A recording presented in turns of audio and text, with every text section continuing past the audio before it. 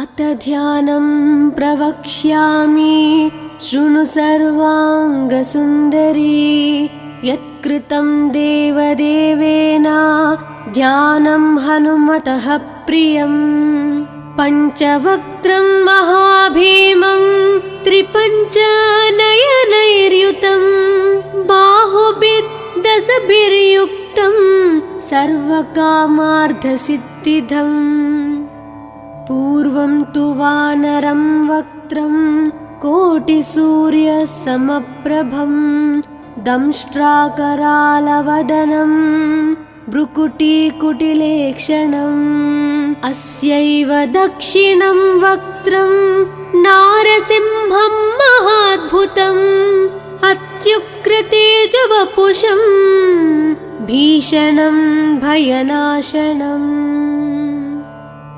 पश्चिमं गारुडं वक्त्रं वक्रतुण्डं महाबलं सर्वनागाप्रशमनं विषभूतादिकृन्तनम्।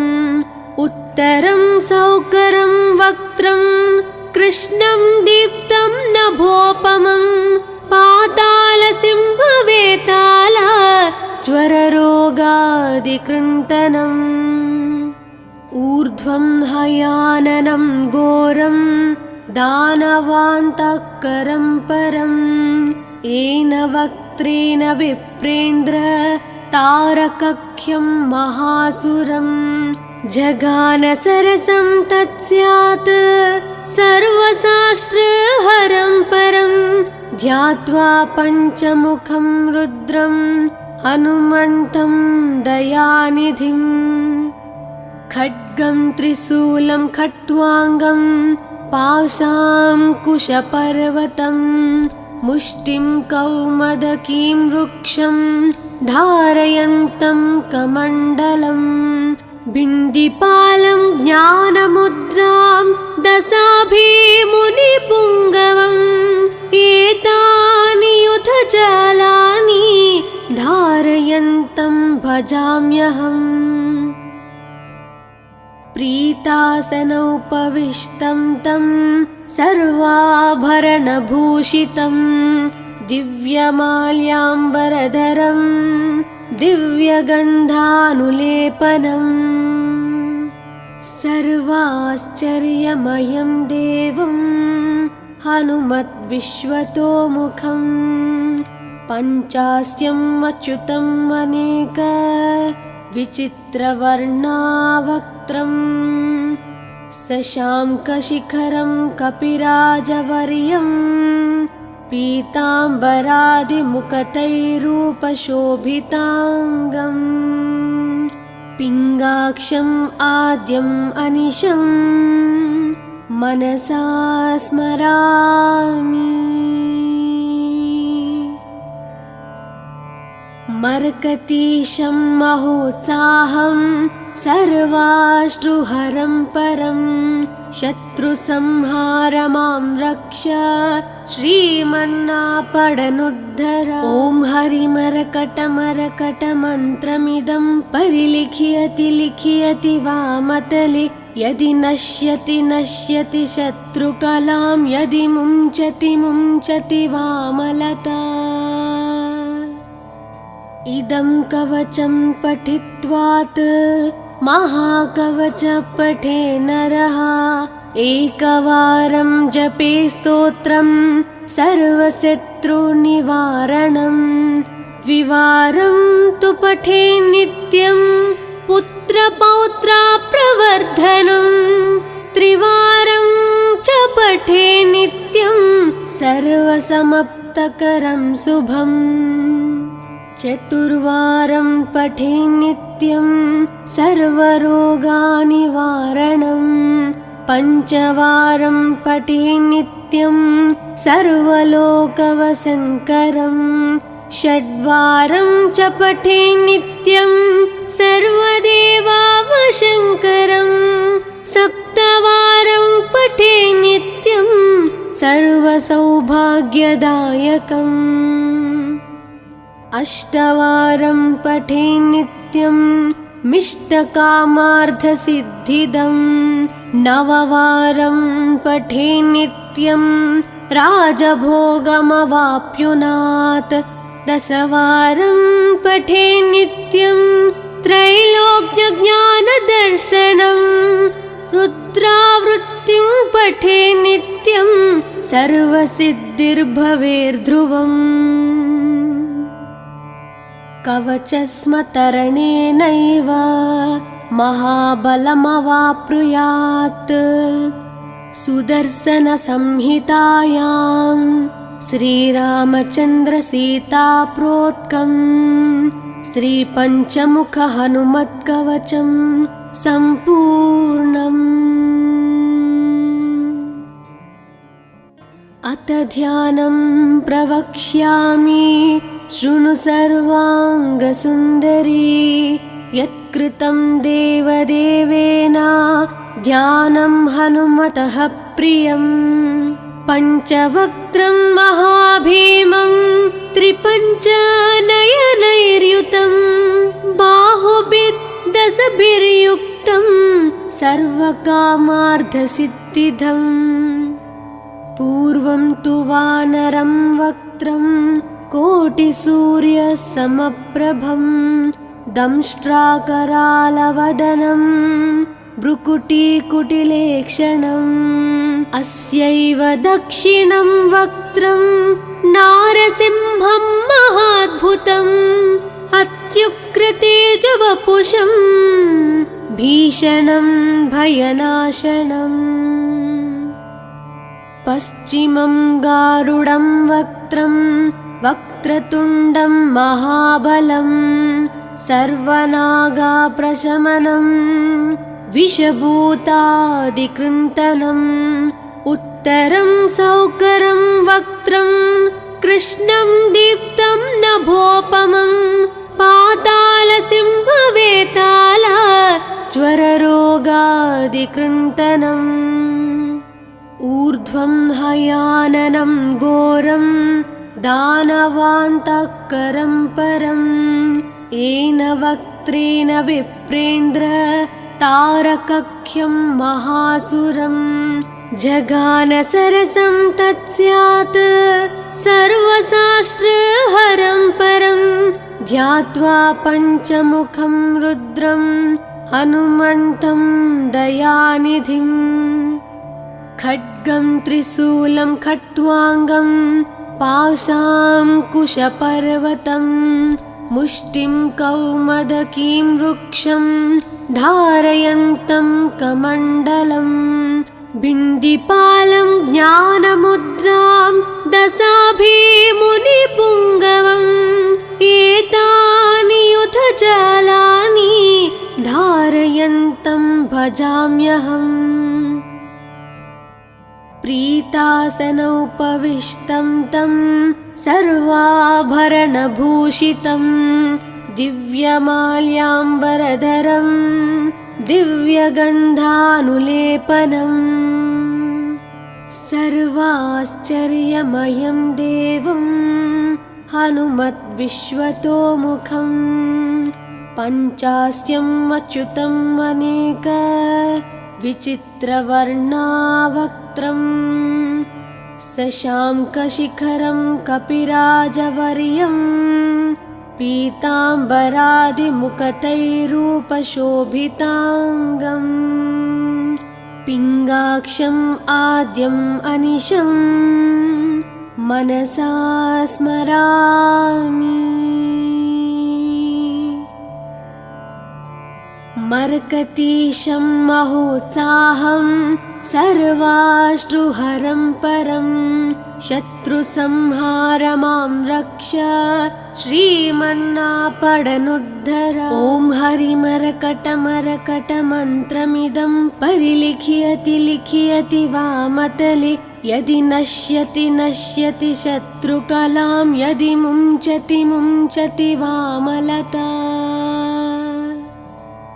इदं कवचं पठित्वात् महाकवच पठे नरः एकवारं जपे स्तोत्रं सर्वशत्रुनिवारणं द्विवारं तु पठे नित्यं पुत्रपौत्राप्रवर्धनं त्रिवारं च पठे नित्यं सर्वसमप्तकरं शुभम् चतुर्वारं पठे नित्यं सर्वरोगनिवारणं पञ्चवारं पठे नित्यं सर्वलोकवशङ्करं षड्वारं च पठे नित्यं सर्वदेवावशङ्करं सप्तवारं पठे नित्यं सर्वसौभाग्यदायकम् अष्टवारं पठे नित्यं मिष्टकामार्थसिद्धिदं नववारं पठे नित्यं राजभोगमवाप्नुयात् दशवारं पठे नित्यं त्रैलोक्यज्ञानदर्शनं रुद्रावृत्तिं पठे नित्यं सर्वसिद्धिर्भवेर्ध्रुवम् कवचस्मतरणेनैव महाबलमवाप्नुयात् सुदर्शनसंहितायां श्रीरामचन्द्रसीताप्रोक्तं श्रीपञ्चमुखहनुमत्कवचं सम्पूर्णम् अथ ध्यानं प्रवक्ष्यामि शृणु सर्वाङ्गसुन्दरी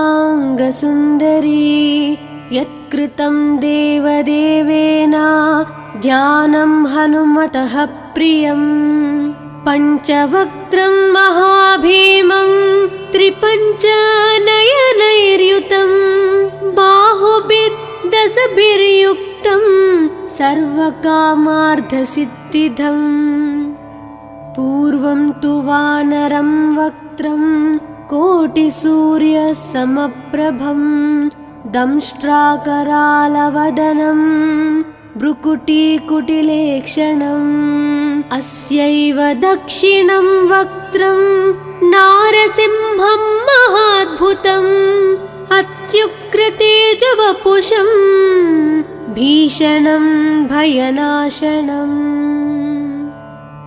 पश्चिमं गारुडं वक्त्रं वक्रतुण्डं महाबलं सर्वनागाप्रशमनं विषभूतादिकृन्तनम् उत्तरं सौकरं वक्त्रं कृष्णं दीप्तं नभोपमं पातालसिंहवेताल ज्वररोगादिकृन्तनम् ऊर्ध्वं हयाननं घोरं दानवान्तकरं परं येन वक्त्रेण विप्रेन्द्र तारकख्यं महासुरं जगानसरसं तत्स्यात् सर्वशास्त्रहरं परं ध्यात्वा पञ्चमुखं रुद्रं हनुमन्तं दयानिधिम् खड्गं त्रिशूलं खट्वाङ्गं पाशाङ्कुशपर्वतं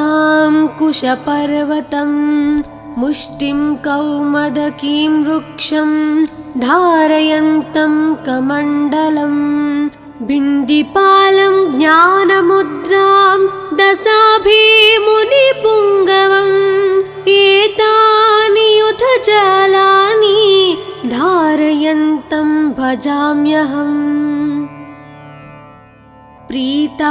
प्रीतासनोपविष्टं तं सर्वाभरणभूषितं दिव्यमाल्याम्बरधरं दिव्यगन्धानुलेपनम् सर्वाश्चर्यमयं देवं हनुमद्विश्वतोमुखं पञ्चास्यम् अच्युतम् अनेक विचित्रवर्णावक्त्रं शशाङ्कशिखरं कपिराजवर्यं पीताम्बरादिमुकुटैरूपशोभिताङ्गम् पिङ्गाक्षम् आद्यम् अनिशं मनसा स्मरामि। मर्कतीशं महोत्साहं सर्वाश्रुहरं परं शत्रुसंहार मां रक्ष श्रीमन्नापडनुद्धर। ॐ हरिमरकटमरकटमन्त्रमिदं परिलिख्यति लिख्यति वामतले यदि नश्यति नश्यति शत्रुकलां यदि मुञ्चति मुञ्चति वामलता। इदं कवचं पठित्वात् महाकवच पठे नरः एकवारं जपे स्तोत्रं सर्वशत्रुनिवारणं द्विवारं तु पठे नित्यं पुत्रपौत्रा प्रवर्धनं त्रिवारं च पठे नित्यं सर्वसमाप्तकरं शुभम् चतुर्वारं पठे नित्यं सर्वरोगनिवारणं पञ्चवारं पठे नित्यं सर्वलोकवशङ्करं षड्वारं च पठे नित्यं सर्वदेवावशङ्करं सप्तवारं पठे नित्यं सर्वसौभाग्यदायकम् अष्टवारं पठे नित्यं मिष्टकामार्थसिद्धिदं नववारं पठे नित्यं राजभोगमवाप्नुयात् दशवारं पठे नित्यं त्रैलोक्यज्ञानदर्शनं रुद्रावृत्तिं पठे नित्यं सर्वसिद्धिर्भवेर्ध्रुवम् कवचस्मतरणेनैव महाबलमवाप्नुयात् सुदर्शनसंहितायां श्रीरामचन्द्रसीताप्रोक्तं श्रीपञ्चमुखहनुमत्कवचं सम्पूर्णम्। अथ ध्यानं प्रवक्ष्यामि शृणु सर्वाङ्गसुन्दरी यत्कृतं देवदेवेन ध्यानं हनुमतः प्रियं पञ्चवक्त्रं महाभीमं त्रिपञ्चनयनैर्युतं बाहुभिर्दशभिर्युक्तं सर्वकामार्थसिद्धिदम् पूर्वं तु वानरं वक्त्रं कोटिसूर्यसमप्रभं दंष्ट्राकरालवदनं भ्रुकुटीकुटिलेक्षणम् अस्यैव दक्षिणं वक्त्रं नारसिंहं महाद्भुतम् अत्युग्रतेजवपुषं भीषणं भयनाशनम् पश्चिमं गारुडं वक्त्रं वक्रतुण्डं महाबलं सर्वनागाप्रशमनं विषभूतादिकृन्तनम् उत्तरं सौकरं वक्त्रं कृष्णं दीप्तं नभोपमं पातालसिंहवेताला ज्वररोगादिकृन्तनम् ऊर्ध्वं हयाननं घोरं दानवान्तकरं परम् येन वक्त्रेण विप्रेन्द्र तारकख्यं महासुरं जगानसरसं तत्स्यात् सर्वशास्त्रहरं परं ध्यात्वा पञ्चमुखं रुद्रं हनुमन्तं दयानिधिम् खड्गं त्रिशूलं खट्वाङ्गं पाशाङ्कुशपर्वतं मुष्टिं कौमदकीं वृक्षं धारयन्तं कमण्डलं बिन्दिपालं ज्ञानमुद्रां दशाभिमुनिपुङ्गवम् एतानि युधजालानि धारयन्तं भजाम्यहम् प्रीतासनोपविष्टं तं सर्वाभरणभूषितं दिव्यमाल्याम्बरधरं दिव्यगन्धानुलेपनम् सर्वाश्चर्यमयं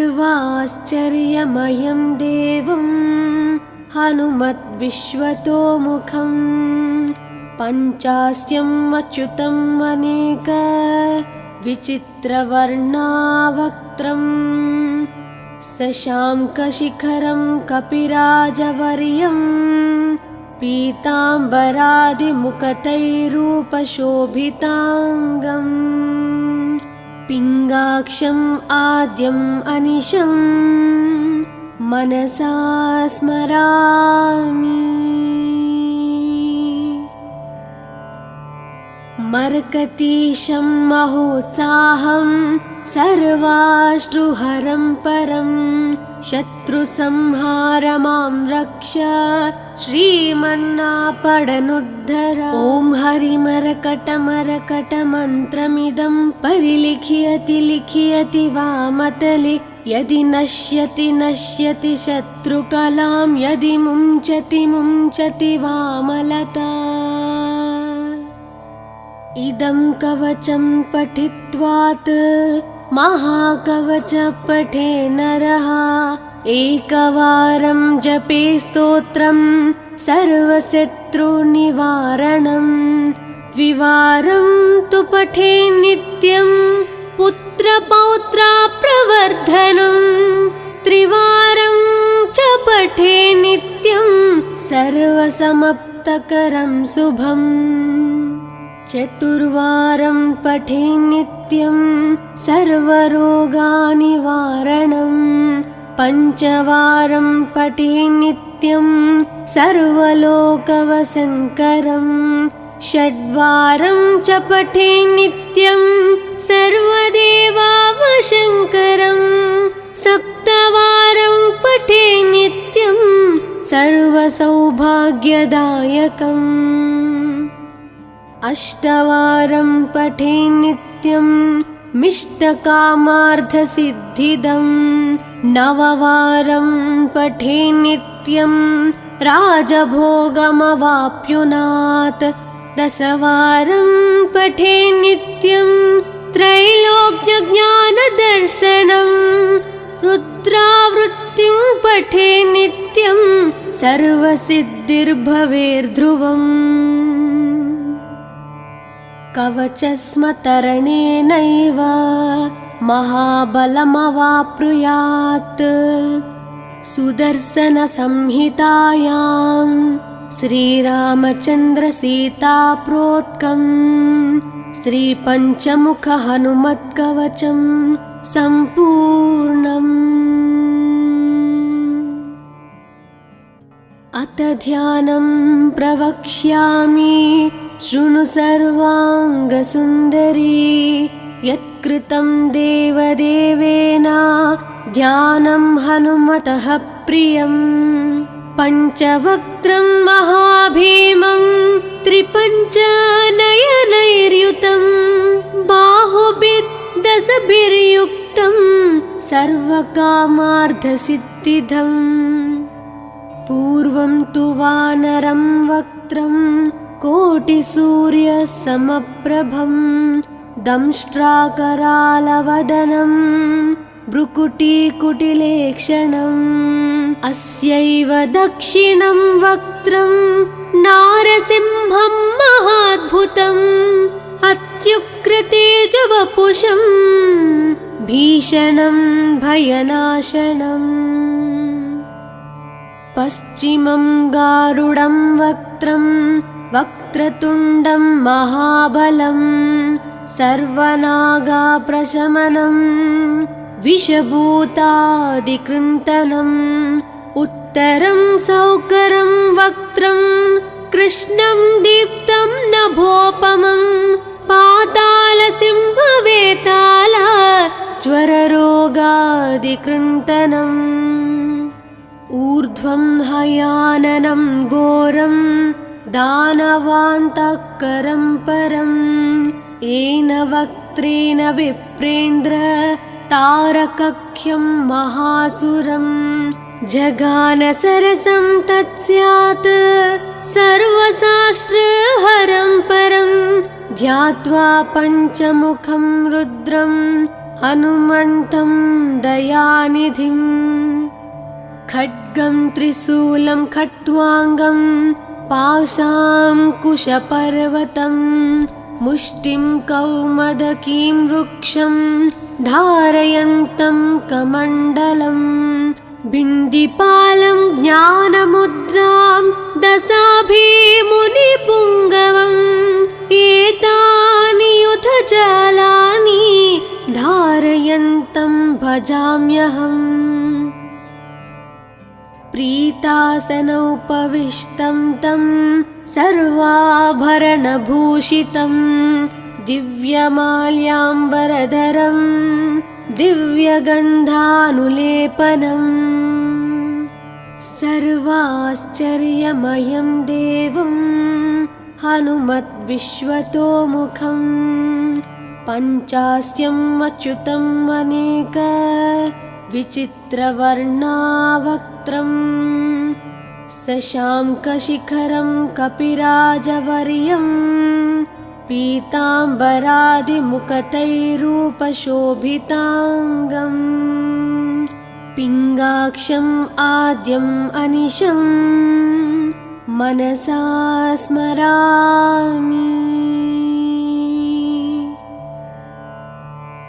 मर्कतीशं महोत्साहं सर्वाश्रुहरं परं शत्रुसंहार मां रक्ष श्रीमन्नापडनुद्धर ॐ हरिमरकटमरकटमन्त्रमिदं परिलिख्यति लिख्यति वामतले यदि नश्यति नश्यति शत्रुकलां यदि मुञ्चति मुञ्चति वामलता